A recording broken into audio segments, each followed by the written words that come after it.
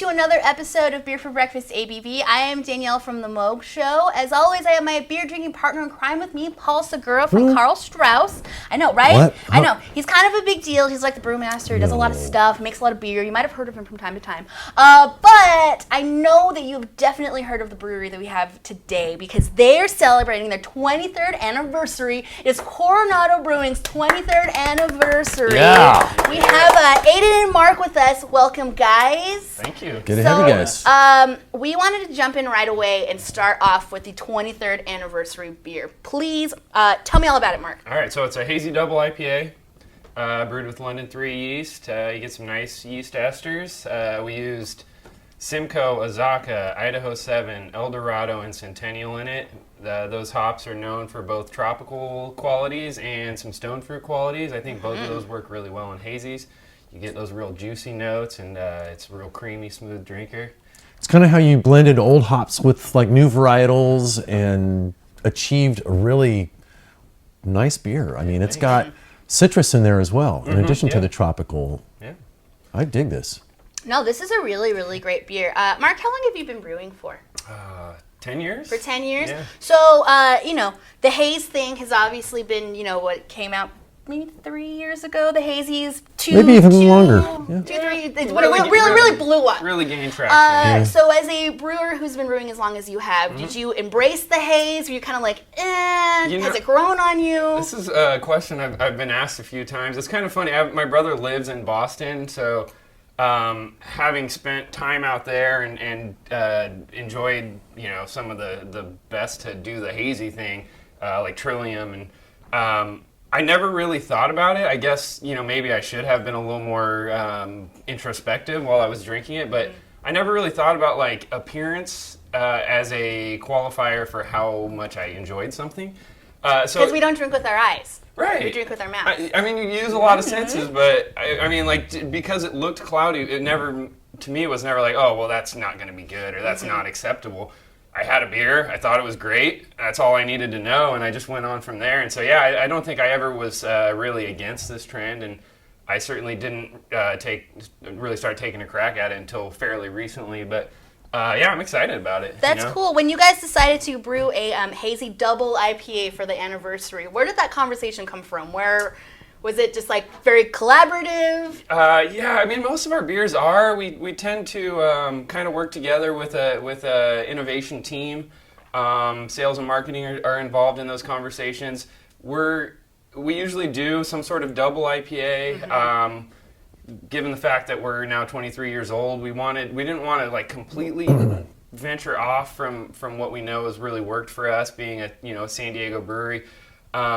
But we decided we wanted to go in a direction that was a little bit fresher, so we decided to go with a hazy, and then from there it just was sort of an organic brewing process, trying test batches down at the pub on Coronado, and just going from there and trying to find something that worked for us. So I dig that even after 23 years, Coronado is still like coming out with really good, innovative, like always pushing the envelope kind of stuff like this. And by the way, this doesn't drink like an Imperial, man. No. 8%, but this drinks like 6.5, 7 maybe. It leaves you wanting another sip each time you have it. I know. So. I was like, we're almost there. Trying to play with some malts, and I found that if you just make the malt character a little more complex than your standard 2-row that you find in a lot of San Diego IPAs, you can sort of hide a lot of that. So by complex, you're throwing maybe wheat, oats? Wheat, unmalted wheat, oats. I like to use either like Maris Otter or Golden Promise. Nice. And just give it like a little bit of complexity without getting that super caramel sweetness that you get Yeah, from right. C45 or something. Right. Well, it's got a nice mouthfeel too. Yeah, which all So of that nice, stuff kind of lends to. I couldn't let it last. I couldn't wait. You guys got to seek out the 23rd from Coronado. It's super good. So speaking of the 23rd anniversary, Aiden, can you kind of tell us what to expect on August 3rd when we go to Coronado? For sure, yeah. So August 3rd, 2 to 7 p.m. We got our 23rd anniversary celebration at the Tasting Room over in Bay Park. We're going to have, live music. We're going to have DJs. Cool. We got a sweet raffle we do every year that benefits the Surfrider Foundation. Nice. Excellent. Yeah, so we've got cool. a bunch of rad brands that donate for that raffle and raise a bunch of money for Thank you Surfrider. for that. Absolutely. And then, we got some food trucks. It's a super fun time. Tickets are cheap, so we like people come and go as they please. Between 2 and 7. It's going to be super fun. Yeah, I can't wait. We're going to have 25 plus beers on tap. Mark's going to make some sweet casks, I know. We do that every year. See what he comes up with this time. So where's the best place to get tickets for the anniversary? You can get them online at any of our locations. If you go to our website, it's right on the front page. Social media, pretty much anywhere our finger touches on the internet, you can find those tickets. They're only $15 right now. They're $20 at the door, so get them now. Definitely, I would suggest. And I'm seeing that the anniversary is going to be canned also, or is this just like a? It will be. Yeah. Okay, just want to make sure you're not just teasing us by putting the can there and be like, it's going to be so super super tasty beer.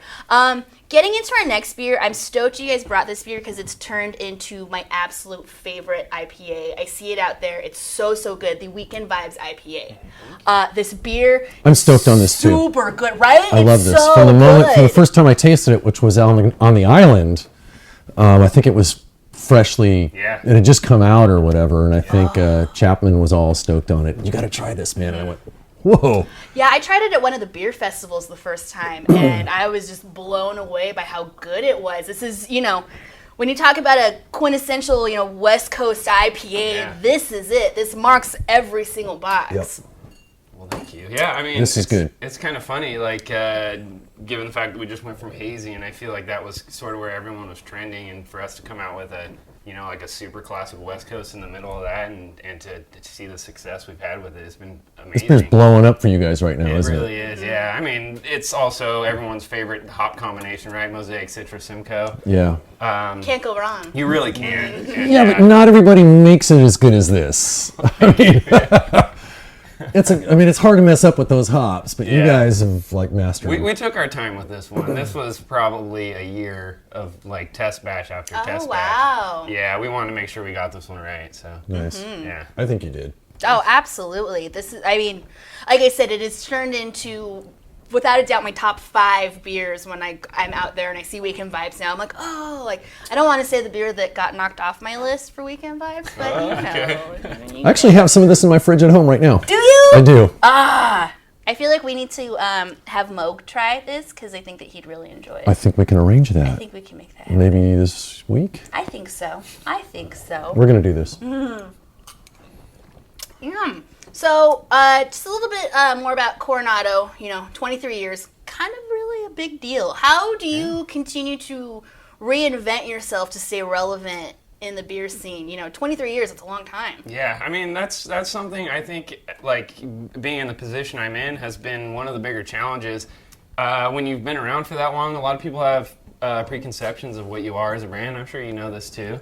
But you guys won Brewery of the Year not long ago, right? Maybe 5, 6 years ago? I feel like people's memories of great beers are getting smaller, getting shorter, just because there's so many new great breweries and everyone's got a new something coming out, and so it's just what's fresh. And so we definitely had to get a little introspective and start to really think about what people were looking for and how consumers are changing and how their palates are changing. It's given us time to really think about becoming a little more nimble from a production standpoint and being able to react to things that we think are exciting and doing more innovation brews at the pub and trying to figure out ways to scale those up on a smaller scale, which we'll get into with the art series. And just be able to really kind of nail some kind of really fun, interesting things that you see, and then they're gone, and then I am really stoked to hear what you just said, honestly, because I've always loved Coronado Brewing Company, and you have to constantly be in that mode of you can't stay still. Yeah, you really can't. And being nimble is key. Yeah. Being able to launch new brands like the ones you guys have. Yeah. And not be afraid to maybe DC old brands and whatever, man. Yeah. You guys have a beer actually that I absolutely love, and I had it for the first time 5 years ago. You guys did a tap takeover down at South Beach Bar and Grill. Total tap takeover, and I had your Bacchus Monster. Okay. And I have still yet to Love the find a name. Bach that is like anywhere near as good as that beer, and it's made so infrequently too. Yeah. And so like that is one of those beers that I will like remember forevermore. interesting. Is the Wow. Bach right? Yeah. It's kind of, I mean, as a brewer, when you hear stuff like that, Yeah. a beer that isn't on the regular rotation, like Uh-huh. is it kind of like hearing about your children? You're like, oh yeah. In a way, it is. I was actually talking to Bart, our innovation brewer, recently, and how we get excited for a GABF because a lot of times it gives us the opportunity to maybe brew styles that we don't really get to. Oh yeah. So things like that, like more traditional beers that you want to send in because you've been working on those recipes for a set amount of years or whatever. Well, since you brought it up, shout out to Bart Gumpert. Yeah, You're rad, dude. Keep up the good work. So yeah, it's fun. It's exciting. I like that people are still drinking something like a Bock or something. You Right. know? As a brewer, I think we tend to gravitate towards traditional styles, and those are the things that we grew up drinking, and sort of what made us realize what craft beer was. So, yeah, it's I awesome. mean, the first craft beer I ever had was Shiner Bock because Yeah. I lived in New Mexico, and that was it, And so, anyways, Beers like Talking that about- bring people into craft beer, right? They're approachable. They're like, easy drinking. going into the innovation, I'm actually really excited to try this. The Salt Spray Sour. So passion fruit, lime, and salt. It's part of your art series. Tell me all about this. First of all, the can is freaking rad. This Yeah. is Yes. so Stoked on cool. that can. The can came out super good. So this beer, actually, I had this idea while I was in Hawaii. I went to Mama's Fish House in Maui. Nice. One of the best restaurants ever. I don't know if you've ever been there, but No. next time you're out there. Maui's the one island I haven't been to, and I still gotta go. I would make it Maui's the one island I haven't been to. Oh, shut up. I would make it a stop. And when you're there, go to Mama's Fish House. They're right on the water. The restaurant is incredible. Like, just one of the most beautiful restaurants. They have a passion fruit margarita that they make. Wow. So when I came back, I thought that'd be the essence of that beer would be a really cool idea for something like a kettle sour. So we took passion fruit, lime juice, pink Himalayan sea salt. Nice. We used Lactobacillus plantarum to sour in the kettle. That's one that people don't often use. It's great. Most of the time, it's like Brevis or something. Yeah, I mean, we've found that like you get the cleanest sour that I found is with the plantarum. It's like just super clean. It has like just a little bit of that sulfur still, but it's like pretty bright and just dry and crisp and doesn't leave you with any of those off flavors that people don't necessarily like with some of the other sour strains. Yeah. But yeah, then I think And that's like a blank page that you can add different things to. Sure, yeah. Well, okay, so actually maybe this is a good question to ask you about this because you just brought up that this isn't a strain that is used frequently. Does the strain matter like where it hits you? Because so many times I'll have a sour and it hits me right here and I don't like it Yeah, because where, it's like, just your like jaw gets tight a yeah, little bit? but Yeah. this one it didn't do that.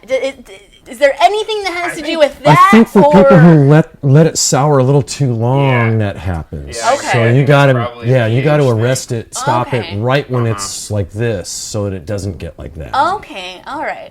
I think that this is going to turn into So it's a sign of a- international sign of you let it sour for too long. Watch, you're going to start seeing this amongst the breweries. Yeah, like, oh no. Nope, Danielle's sour. right there, No, beer it's for got the- breakfast. It's got the right amount of sourness. It's not face-puckeringly Yes. tart, but it's Yes, sour. It's a summertime beer. Yeah. So I see that super it's part of the crushable. art series. So what does this mean, the art series? Do you want to talk to that? Yeah, absolutely. So we got our art series. We did it last year for the first time. We worked with a local artist, and he did some rad paintings, and we did quarterly beers that we released with different paintings each time. This year, we kind of wanted to engage our huge audience, our fan base, and get them involved. So what we did an Instagram contest, and we had people enter in their own photos. Oh, So this photo right here is cool. from Ryan Sott. He's right out of Encinitas, local guy. Aerial photography. We thought it would perfectly kind of embody the salt spray vibe that we have going. So this is actually just one of our fan photos that we wrapped on our can. So we have 4 this year. The first one Almost dropped it. Recovery there. The first one was Cosmic Ocean, so you'd probably try that. That was a brewed IPA. Super tasty beer. It was like kind of a starry scene over the water. Really rad photo. This was our second one, the Salt Spray, and then the third one will be Tiki Sunset. Yep. So we're super excited about that one too. Nice. But we just selected the photo for that one, so that's kind of another like sunset beach scene. And then the fourth one we haven't selected yet. So if you're watching, enter in, use hashtag Coronado entry and stay coastal, and you can enter in the contest and win a bunch of prizes. Plus, you get your picture on the can. So That's super really, rad. really cool because, Yeah. it's just as we continue to bring this back to the localism and the independentism and, and you see who makes your beer, where it comes from, and the fact that you are making the community part of Coronado also is really, really special. And you don't really get to see that with some of these bigger national brands. So sure. that is awesome. Yeah. I think I'm going to enter a picture on there. You should! Absolutely. Can you see Absolutely. In a tube. the Paul hands coming out of the water? I'm going to paddle out with Rick Chapman, and we're going to get a picture together. There you go. That is awesome. Well, Mark and Aiden, thank you so much for coming on Beer for Breakfast. Remember, Coronado is celebrating their 23rd anniversary on Saturday, August 3rd. Get those tickets. You can find them in the tasting rooms, on the website, social media, all the places. And actually, it's a really, really great value. I went and looked it up. And really, if you're going to be drinking beer anyway, it's included in the price. So just saying. Not saying, just saying. But yes, Paul, thank you so much for joining me Good hanging out. as usual. Cheers. Remember, Paul comes in every Friday morning on the Moog Show at 9:05 to talk about what you should be drinking this weekend. And I'm telling you, it's going to be Coronado. Because Weekend Vibes, I'm just going to say it, is the best IPA out there right now. Okay, all right. Thank you so much, and cheers to independently owned craft beer. Cheers. Cheers. Clink. 91X.